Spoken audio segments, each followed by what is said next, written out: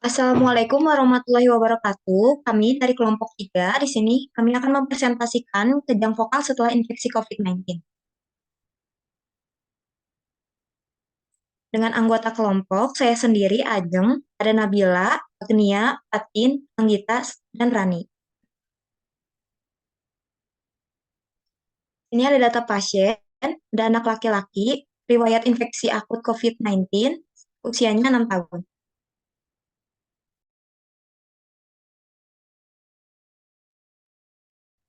Untuk diagnosanya, yaitu vokal seizure atau kejang vokal, keluhan pasien dan dugaan diagnosis awal. Awalnya demam 5 hari, batuk 3 hari, gerakan tak sadar abnormal di sisi kanan wajah, kedutan mulut menyimpang air liur keluar, bicara tidak jelas, kejang selama 2-3 menit, tidak ada kehilangan kesadaran, memutar mata, gerakan abnormal pada anggota badan atau inkontinensia usus atau kandung kemih. Lalu pada saat di rumah sakit, takikardianya 118 denyut per menit, neanya itu 34 napas per menit, saturasi oksigennya rendah, 80% di udara ruangan. Renoci di sisi kiri paru-paru saat auskultasi, kantuk, gangguan daya ingat langsung, tidak ada defisit neurologis vokal lainnya.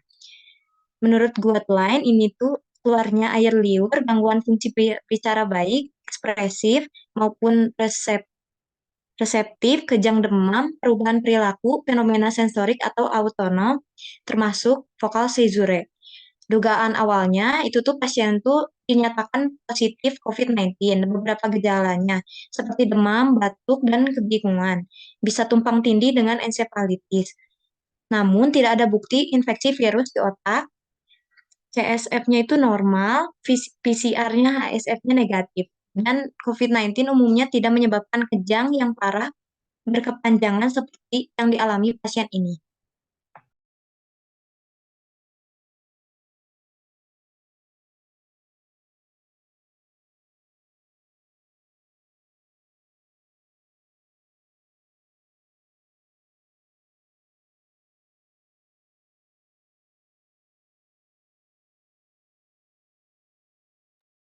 Diagnosis setelah pemberian obat itu sudah diberikan IAD, tetap kejang vokal dan sensorium itu memburuk. Peningkatan rasa kantuk, penurunan interaksi, kontak mata setelah pemberian steroid.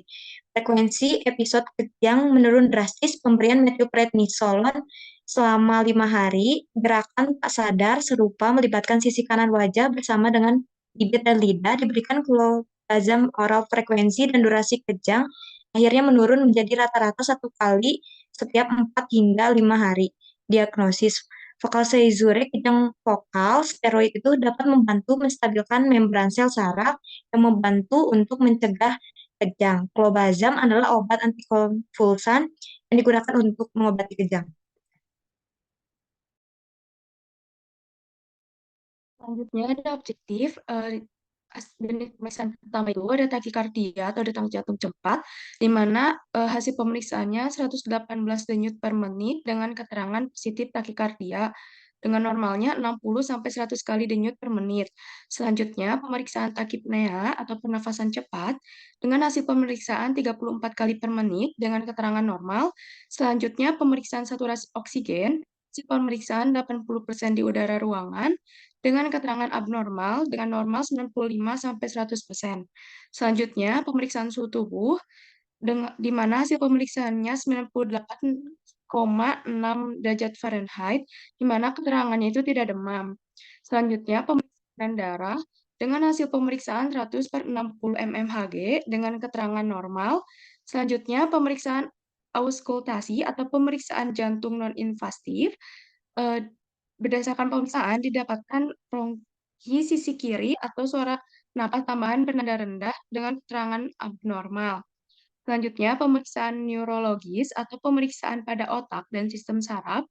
Didapatkan pemeriksaan menunjukkan rasa kantuk, gangguan daya ingat langsung, dan bicara tidak jelas dengan keterangan abnormal. Selanjutnya, pemeriksaan darah lengkap diferensial atau CPCD penyakit autoimun. Didapatkan peningkatan jumlah leukositot total sebesar 19,510 sel per mm3 dengan 78,5% neutrofil dan 13,9% limfosit dengan keterangan abnormal, dan normalnya itu pada bayi balita adalah 5.700 sampai dengan 18.000 sel per mm3. Selanjutnya pemeriksaan protein C reaktif atau CRP didapatkan eh, pada pemeriksaan itu meningkat pada 53,6 mg per dl dengan keterangan abnormal, dan normalnya itu kurang dari 1 mg per dl. Kemudian pemeriksaan dada didapatkan keterlibatan parenkim paru unilateral dengan infiltrat atau bintik lobus kanan atas dan konsolidasi terisinya suatu ruangan oleh penyakit lobus kiri bawah dengan keterangan abnormal. Selanjutnya, pemeriksaan CT paru didapatnya kolaps paru basal kiri atau kolaps udara keluar dari paru-paru dengan keterangan disebabkan oleh aspirasi dan bukan infeksi. Selanjutnya, pemeriksaan CSF atau cairan cerebrospinal didapatkan tidak menunjukkan peningkatan WBC atau jumlah sel darah putih yang signifikan atau negatif dengan keterangan normal. Selanjutnya, jenis pemeriksaan MRI otak yang menunjukkan apakah ada kelainan pada otak atau jaringan di sekitarnya. Hasil pemeriksaannya terdapat peningkatan menial difus pada kedua sisi, perubahan intensitas sinyal di daerah kapsul ganglionik, dan perubahan temporal bilateral. Dengan keterangan, pada gambar pertama, MRI axial T1 weight pada anak laki-laki berusia 6 tahun dengan ensefalopati COVID-19 pada gambar pertama tanpa kontras yaitu normal, pada gambar kedua dengan kontras yaitu keterlibatan leptomeningeal difus pada belahan otak bilateral. Kemudian gambar yang kedua MRI coronal T1 weight pada anak laki-laki berusia 6 tahun dengan ensefalopati COVID-19, gambar pertama yaitu A tanpa kontras ataupun normal. Kemudian gambar yang B dengan kontras keterlibatan leptomeningeal difus pada belahan otak bilateral. Selanjutnya ada gambar yang ketiga, MRI aksial, gambar yang pertama T2 weight, dan gambar yang kedua B, player MRI pada anak laki-laki berusia 6 tahun dengan ensefalopati COVID-19 menunjukkan tanda-tanda peningkatan simetris dalam intensitas sinyal korteks perisiplan bilateral, menunjukkan adanya edema.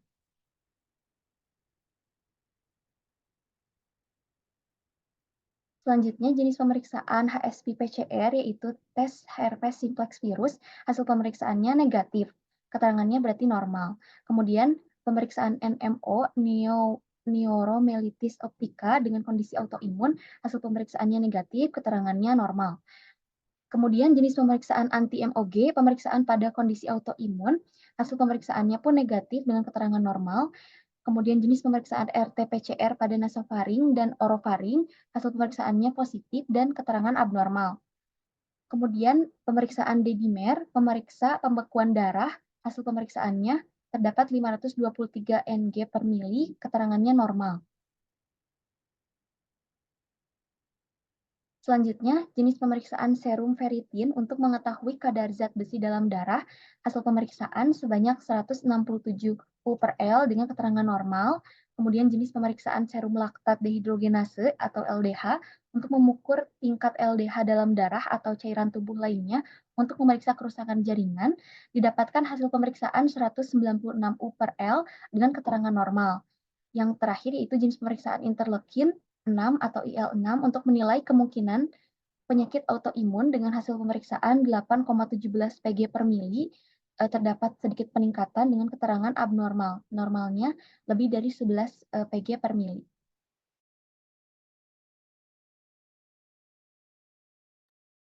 Selanjutnya asesmen problem medisnya yaitu meningitis. Terapi yang diberikan adalah cairan intravena dextrosa 0,45% dengan 2/3 kebutuhan normal. Asesmennya, cairan intravena diberikan untuk penanganan meningitis. Rekomendasinya, pengobatan dihentikan karena kultur CSF negatif. Selanjutnya, kecurigaan herpes simplex encephalitis. Terapi yang diberikan injeksi ceftriaxone intravena 2 gram setiap 12 jam, 200 mg per kilogram per hari dan injeksi asiklovir intravena 300 mg selama 8 jam 15 mg per kilogram per dosis. Asesmennya, injeksi ceftriaxone dan injeksi asiklovir diberikan untuk infeksi virus herpes simplex. Rekomendasinya, pengobatan dihentikan karena PCR HSV negatif. Problem medis yang selanjutnya adalah kejang akut. Terapi yang diberikan adalah lorazepam 1 mg intravena. Asesmennya, pemberian obat sesuai dengan guideline NIHR 2018. Rekomendasi, pengobatan dilanjutkan untuk mengatasi kejang akut. Selanjutnya, kejang terus terjadi. Terapi yang diberikan, injeksi levetiracetam intravena dengan dosis awal 400 mg, 20 mg per kilogram per hari, diikuti dengan 200 mg intravena setiap 12 jam 10 mg per kilogram per dosis. Asesmennya, pemberian obat sudah sesuai dengan guideline PMC 2010. Rekomendasi yang diberikannya, pengobatan dilanjutkan dengan mengonsumsi sebanyak 400 mg 2 kali sehari selama 1 tahun. Selanjutnya, kejang kembali terjadi. Terapi yang diberikan, injeksi lakosamide intravena 200 mg diberikan dengan dosis muatan 10 mg per kilogram diikuti dengan 100 mg setiap 12 jam, 5 gram per kilogram per dosis. Asesmennya, pemberian obat sudah sesuai dengan guideline Mayo Clinic 2024. Rekomendasinya, pengobatan dihentikan setelah 3 bulan.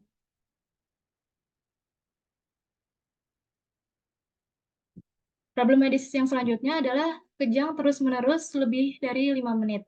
Terapi yang diberikan, terapi pemeliharaan dengan natrium valproat intravena 200 mg setiap 12 jam, 10 mg per kilogram per dosis, dan injeksi phenytoin intravena 20 mg setiap 12 jam, 2 mg per kilogram per hari. Asesmennya, pemberian obat sudah sesuai dengan guideline CDK 2015. Rekomendasinya, pengobatan tetap dilanjutkan hingga kejang berkurang. Jika kejang berhenti, maka dosis selanjutnya adalah 4-8 mg per kilogram BB per hari, dimulai 12 jam setelah dosis awal. Selanjutnya, COVID-19 dengan resiko perburukan beserta terapi oksigen. Terapi yang diberikan, suntikan metilprednisolon intravena 600 mg setiap 24 jam, 30 mg per kilogram per hari, diberikan selama 5 hari. Dan imunoglobulin intravena 20 gram, 1 gram per kilogram per hari intravena, diberikan selama 2 hari. Asesmennya, pemberian obat sudah sesuai dengan guideline PDPI 2022. Rekomendasinya, pengobatan tetap dilanjutkan untuk mengurangi pemberian terapi oksigen.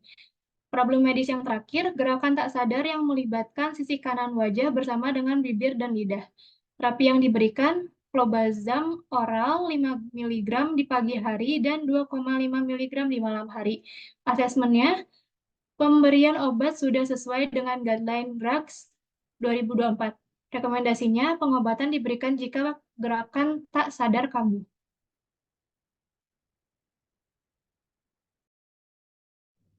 Selanjutnya mengenai plan yang akan dilakukan setelah pemeriksaan dan asesmen. Yang pertama adalah terapi farmakologis. AED oral dilanjutkan selama 6 bulan ke depan. Hari secara bertahap dikurangi dan dihentikan setelah 1 bulan.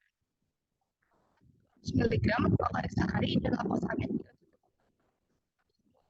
dihentikan setelah 3 bulan. Ya, levetiracetam 4 kali sehari dilanjutkan selama 1 tahun.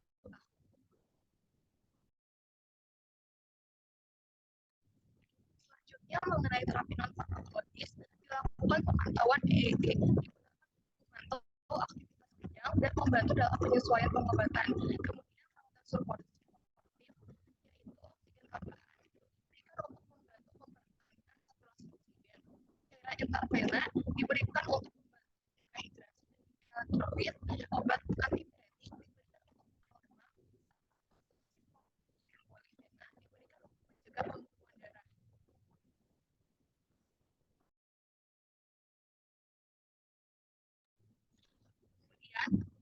Kemudian mengenai penggolongan obat, yang pertama adalah lorazepam. Bentuk sediaan tablet, dosis anak usia 5-13 tahun, 0,5 sampai 2,5 mg kantuk, pusing, kepala, mual, mulut kering, penglihatan seksual menurun, konstipasi, dan tidak nafsu makan. Selanjutnya, injeksi levetiracetam intravena dengan bentuk sediaan injeksi. Dosis awal 400 mg, 20 mg per kilo per hari, diikuti dengan 200 mg intravena setiap 12 jam atau 10 mg per kilo per dosis. Untuk efek sampingnya, dapat terjadi pusing atau sakit kepala, ingin bersurat, kelelahan, mual, dan muntah. Selanjutnya, natrium valproat. Ya, ini bentuk sediaannya sirup dengan dosis 200 mg setiap 12 jam, 10 mg per kilo dosis. Untuk efek sampingnya dapat terjadi bersendawa, badan pegal atau nyeri, perubahan penglihatan, telinga menyumbat dan berdenging, rambut rontok. Selanjutnya, infeksi penyetoyan intravena dengan bentuk sediaan injeksi dosis 20 mg setiap 12 jam atau 20 efek sampingnya dapat terjadi mual, muntah, tidur atau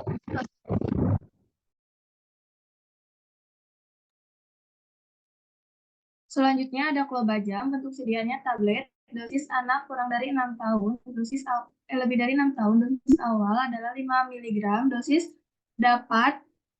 dapat ditingkatkan sampai maksimal 60 mg per hari. Dosis harian umumnya adalah 0,3 sampai 1 mg Kg per BB per hari. Efek samping kantuk, pusing, air liur, kelelahan, konstipasi, demam, batuk, kesulitan. Suntikan metilprednisolon bentuk sediaan injeksi dosis 600 mg setiap 24 jam, 30 mg Kg per hari. Efek samping agresi, agitasi, penglihatan kabur, penurunan jumlah urin, pusing, kesulitan berpikir, berbicara atau berjalan, kesulitan bernapas saat istirahat. Imunoglobin 4 bentuk sediaan injeksi dosis 20 gram 1 gram per Kg per hari. Efek samping urin berdarah, penurunan frekuensi buang air kecil atau jumlah urin, demam, peningkatan tekanan darah, peningkatan rasa haus, kehilangan selera makan, nyeri punggung bawah, mual, muntah, kulit pucat. Lakosamid bentuk sediaan injeksi dosis 200 mg diberikan dengan dosis muatan 100 mg per Kg diikuti dengan 100 mg setiap 12 jam 5 mg Kg per dosis. Efek samping, pusing, penglihatan ganda, dan kantuk, serta mempengaruhi keseimbangan koordinasi.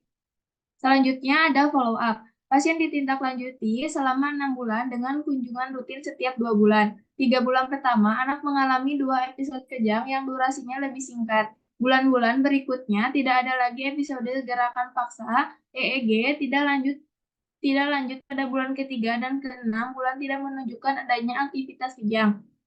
Selanjutnya ada evaluasi. Pasien disarankan untuk terus menghadiri janji tindak lanjut selama 1 tahun. Berikut ini ada daftar pustaka. Sekian dari kelompok kami. Maaf bila ada kesalahan dan kekurangan. Wassalamualaikum warahmatullahi wabarakatuh.